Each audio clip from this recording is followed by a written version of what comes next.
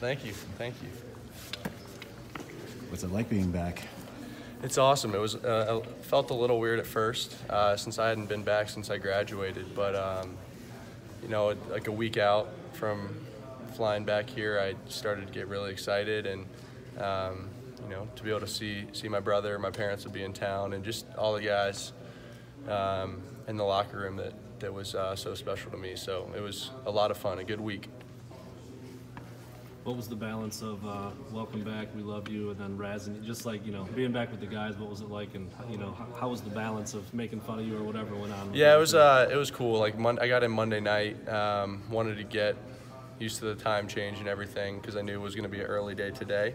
But yeah, I went to my old college house, the lumber yard, and there's a couple guys that were in the house that were there when I was there, but it was just good to see everyone. My boy Jack Dunaway picked me up from my parents' place here and went over and said what's up to everybody. And yeah, that was good. And then Tuesday came in and kind of showed the guys I was throwing to the script. And then Wednesday, kind of the same schedule. Thursday was kind of more locked in and the final touches and walkthrough. And then today was game time. But yeah, great week. Love seeing all the guys on the team, and can't wait to see what they're going to do next year. So, what did you do today? How do you think you impressed scouts? Well, I think I ran a lot faster than they were expecting. I talked to a few scouts after that were very pleasantly surprised. I didn't train for the 40 or anything. I just knew that if I got my body in shape, I could run a good time, and then I ran one, and it was a time that I probably wasn't going to beat again, so I took the speed cleats off and waited a couple hours till I was up throwing. So my quarterback coach that I've been working out with in Southern California flew in on Tuesday, and he put me through the whole workout just like it was just another day. So I was really happy that all the receivers that came out, both the Wengler brothers kind of jumped in last minute since there was a lot of throws and not that many receivers. So yeah, it was a great day. So what did you run?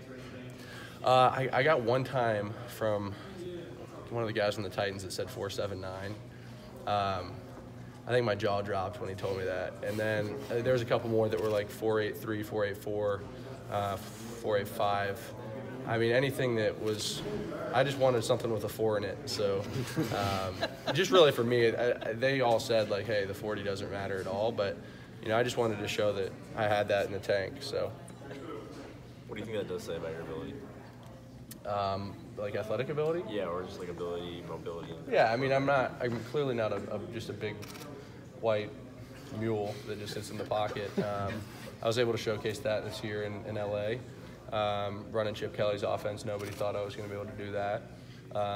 And then you go back and look at the tape in 2016, even when I was 25 pounds heavier, I was still getting out of dodge, just shaking people off more so than making a miss. But yeah, I think that the good 40 time, and then a focus today on the throwing workout was to not just do 5-7 step drops clean in the pocket, just to move my feet, show that I'm light, and be able to get the ball out where it needs to be.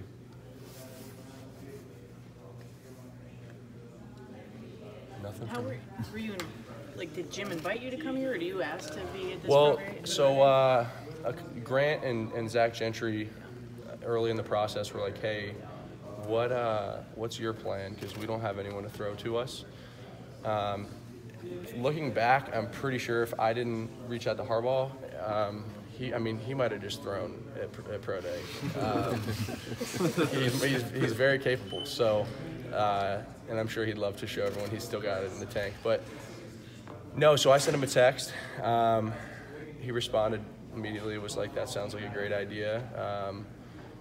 And then I was like busy, so we talked a couple more times. Talked to Sean McGee and Scott and all those guys, and everyone was fired up about it. So yeah, it seemed like a no-brainer. So you got a lot of throws in today because you had to work with a couple different guys, right? Yeah. So I'm gonna pretty much have the same script on Tuesday. I fly back in the morning. Gonna go do the same script on Tuesday because all those wide receivers and tight ends are waiting on me out there. So I'll hit the same script, probably 10 or 12 more throws, just because it's more bodies and whatever the scouts want me to throw. But yeah, I'm excited to get back out there and do it again. But you won't run again. Oh no. I'm sticking with the 4.79, 4.84, whatever it was. Yeah, I'll probably never run 40 yards again in my life. So. Have you talked to scouts or anybody at personnel that have given you an idea of sort of what to expect or where you might fit? Yeah, so I've talked to a bunch of scouts here this week, past few weeks. I still talk to Jed Fish, every 2 or 3 days. So yeah, you get a feel for everything and you hear what they have to say, but you talk to anyone that has gone into the league in the past 10 years, and they always say the team you don't talk to at all in this draft process is who you're going to end up with. So yeah, I've been talking to more teams specifically than I guess others, but I know that doesn't mean anything, just from hearing from guys' experience. What kind of feedback do you get, and how do you kind of navigate this, trying to go towards the NFL, this being your pro day, having not, been at the combine and such? How do you kind of navigate those waters? Yeah, I know it's just kind of going to be another uphill battle. I know I'm, not a super talked about prospect in terms of media and all that, but the scouts have done their research, teams have done their research. They've seen me start at 2 major programs. They've seen me showcase my skills in 2 completely different offenses, and I came in as a 3-star at Michigan behind a 5-star kid. I was kind of expected just to hold a clipboard, and then they brought in 2 transfers when I was 6th on the depth chart, and I won that uphill battle and went in and ran Chip Kelly's offense, an offense that nobody really thought I could run, and won that battle, and this is just another hill to climb. So that's the way I look at it, at least. I'm sure some people might think I'm crazy, and that's when I'm doing the right thing, I guess. So. It sounds like you obviously got after it today, but how are you feeling health-wise, your body and physically and everything? This is the best I've ever felt. Obviously, you have no choice but to get it. I guess you do have a choice, but I didn't have a choice these past 3 months just to get my body in the best shape it's ever been. With the chef's meal plan, our trainers holding us accountable all day, every day, and just falling in love with the process. It made everything easy. So, yeah, this is the best my body's felt. Moving around, knees, back, everything. So haven't had arm soreness in I don't know how long. So I'm in a good spot right now. I feel like I'm going in the right trajectory, and I don't plan on stopping anytime soon. You mentioned Chip Kelly's offense a couple of times. How hard was that for you originally to pick up, and what do you think it says about you to teams that you were able to do so in a year? I'm not gonna blow smoke and say it was that hard, because it wasn't. I was able to learn the playbook extremely fast. Chip was awesome. Helped me kind of hit the ground running. Coach Bible, the quarterback coach, who coached Matt Ryan, Russell Wilson, Boomer Esiason, so that was a good guy to learn from. Yeah, it was cool to go in and run a different style offense. I actually think, after talking to people around here, they're kind of moving in that direction with Coach Gaddis, I can't wait to watch that. That's going to be super entertaining. So big things for the guys here. But yeah, it was a good time, and I think obviously that's a big bonus in terms of scouts' eyes, the GM's eyes.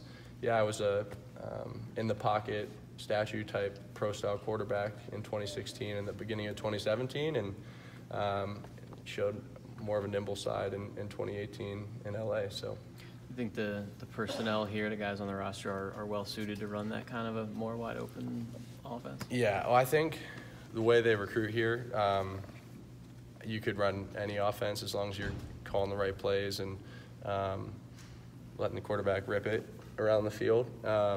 And from everything I've read and everything that I've heard this past week, that's the plan. My brother Jess, he seems extremely fired up for what's to come. And, when you've got Donovan, Tariq, and the rest of the guys, they're going to do huge things. So I'm excited to watch him. to the whole thing about learning the playbook in UCLA, how much did Michigan kind of prepare you as well, just with Harbaugh's playbook and working with Jed Fish and all that? How much did that prepare you even for that? Yeah, so in high school, coming out of high school, they gave me a playbook like a month and a half before I got here. I did my best to learn every bit of that playbook with Al Borges. 2 days after stepping on campus, he gets fired. Doug Nussmeier comes in. I had to learn his pretty quickly. And Jed Fish, then Pep Hamilton. So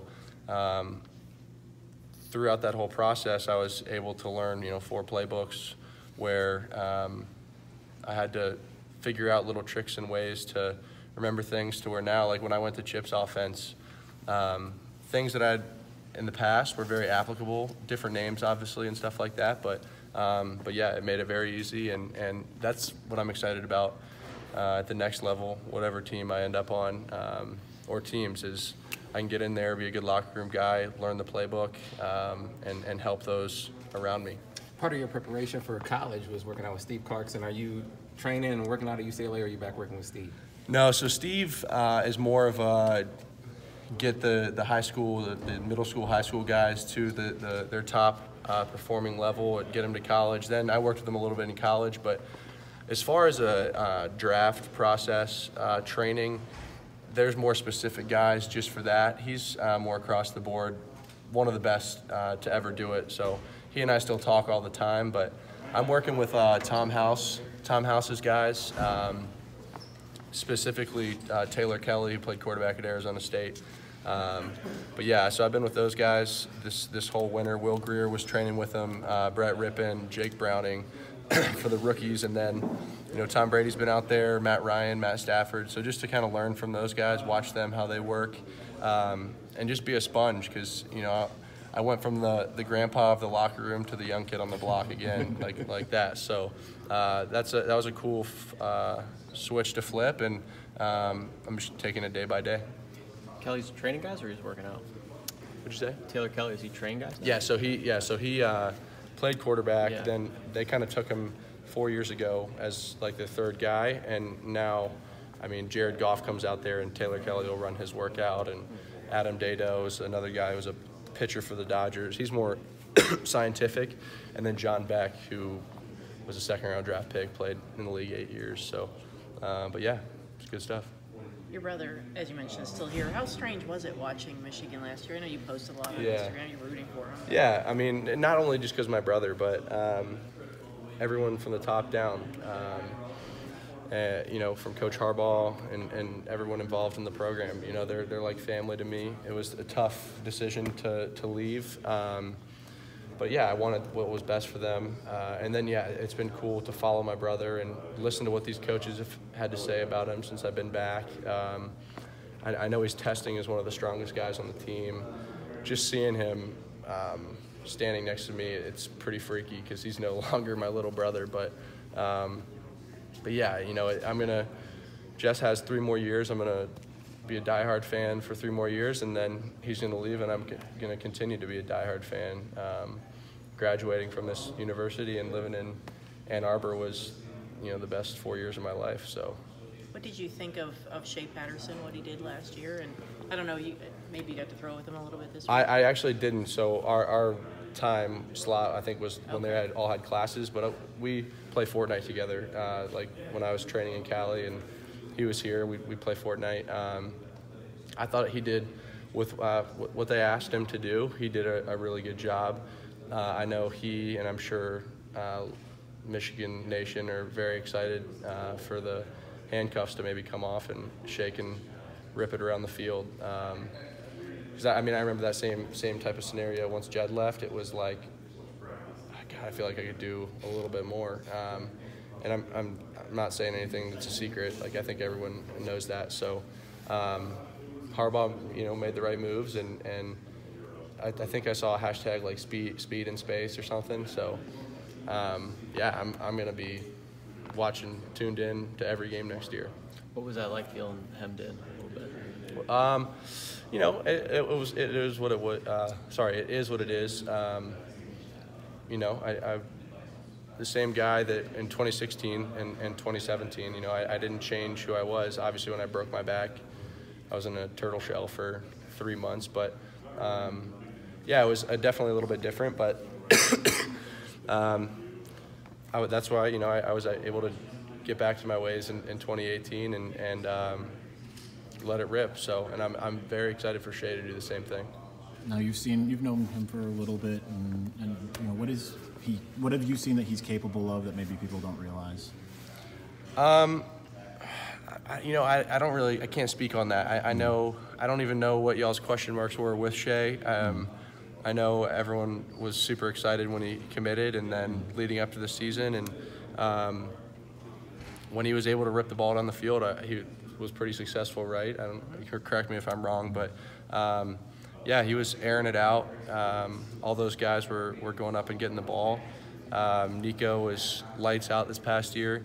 I don't know what he has to prove. I saw like an article that he tweeted about like, is Shea Patterson the answer for next year? Could Dylan played well or whatever? So yeah, there's all kinds of speculation at all times, and it was clear when I was here, and then it was clear once I left. So but yeah, Shea's a baller. He's gonna lead the team next year, and I mean, I wouldn't be surprised at a Final Four appearance. Is that kind of a Michigan thing? I feel like you said, that type of question happened while you were here. It's, maybe I went out to UCLA, an incredible program with a lot of history, and whomever was playing across the board, whatever position, there's just not as much hype or tension or question marks. It's just like, well, they're football players. They're doing their thing. I think you look at a program like this, nothing wrong with it. I'm not bashing the fans. I'm not bashing the media. There's just more attention, and I'm sure Shea saw that, obviously, with the light that he kind of shined on that, and I mean, I saw it with Devin Gardner, saw it with Shane Morris, saw it with Jake Rudock when he was there. People were calling for his name game 4 or something. We played like Oregon State, or I don't remember who we were playing, but it's just part of it. It just comes with the territory, and I think after I've stepped away and played a season elsewhere and kind of getting ready for the NFL, I've matured a little bit and realized it's just part of it. And I think Shea's done the same thing, and hopefully quarterbacks moving forward here at the University of Michigan get that picture too. So it is about having the right, not just the right quarterback to fit, but the right person calling the plays for the quarterback. That's what. Well, I think in football, yeah, that's you look at the Falcons with Matt Ryan. He was balling out, had an MVP year. His coach goes to the 49ers. Garoppolo has all that success. The Falcons struggled a little bit. It's just, year 2 of I got 2 years of one system once in my career, and that was with Jed Fish in 2016, and we were doing our thing. So yeah, but it's just tough in college football. There's so much turnover that you better be able to adjust on the fly, and sometimes it works out, sometimes it doesn't. But yeah, I mean, just circling back, I'm excited for the team. I'm excited for Josh Gaddis to be here, and can't wait to see what they do next year. Speaking of, you mentioned handcuffs off. Knowing Harbaugh, do you think he will take the handcuffs? He says he's handed the keys. Yeah, I mean, if he said that, the one thing about Coach Harbaugh is if he says something, that's what's happening. Mm-hmm. He doesn't have that DNA in him to be sneaky or say something he doesn't really mean. If it comes out of his mouth, that's what's happening. So if he said he handed the keys over to Josh Gaddis, then the keys have been handed over. So yeah. Jed hook you up with an NFL ball? No, I've been training with Goff's been Jared's been training. And I liked the balls he was throwing with, so I was like, hey, can I bring a few back with me? I didn't want to trust the whatever would show up. Yeah, whatever I showed up with. So